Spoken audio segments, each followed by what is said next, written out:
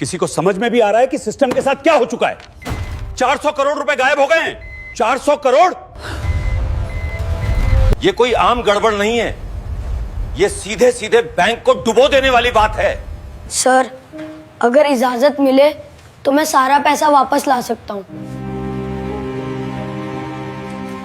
तू यहां खड़ा रहने लायक नहीं है और 400 करोड़ की बात कर रहा है। बाहर निकल।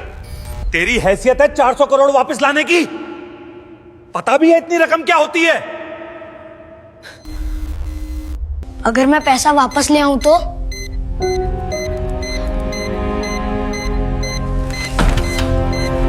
अगर तू सच में 400 करोड़ लौटा दे तो मैं तुझे 10 करोड़ रुपए इनाम दूंगा। सुबह का समय था। नदी के किनारे बने पुराने बस अड्डे पर हलचल शुरू हो चुकी थी। कहीं डीजल की तेज गंध हवा में घुली थी, कहीं चाय की केतली से उठती भाप हवा में घुल रही थी और कहीं ट्रकों के ब्रेक की आवाज सुबह की खामोशी को तोड़ रही थी। उसी शोर और गंध के बीच पुल के नीचे गीले कंक्रीट के पास एक 13 साल का लड़का बैठा था। उसका नाम आरव था।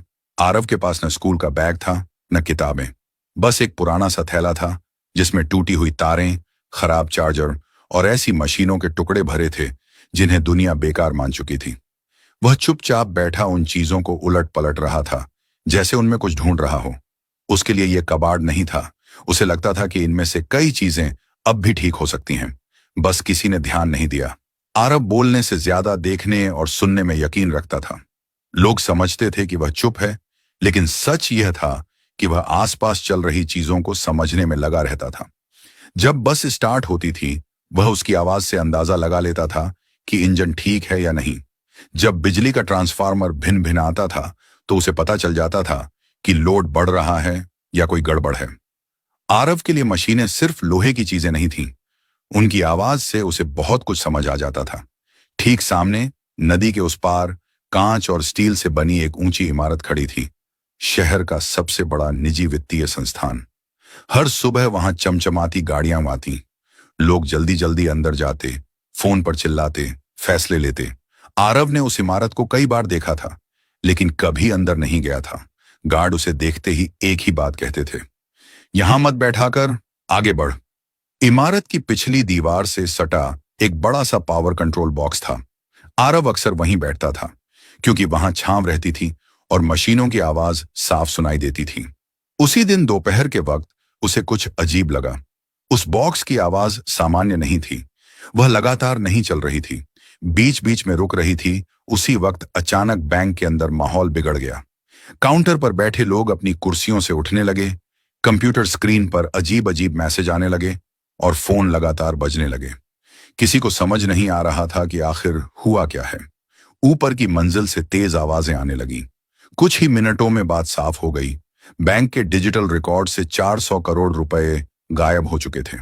यह कोई छोटी गड़बड़ी नहीं थी। पैसा न किसी खाते में दिख रहा था, न किसी बाहर के बैंक में। ऐसा लग रहा था जैसे रकम सिस्टम के बीच रास्ते में ही अटक गई हो। आईटी स्टाफ भागता हुआ सर्वर रूम की तरफ गया। लॉग्स खंगाले गए, बैकअप चेक किए गए, सिक्योरिटी टीम को बुलाया गया। बाहर मीडिया की गाड़ियां भी पहुंचने लगीं। हर गुजरते मिनट के साथ हालात और बिगड़ते जा रहे थे।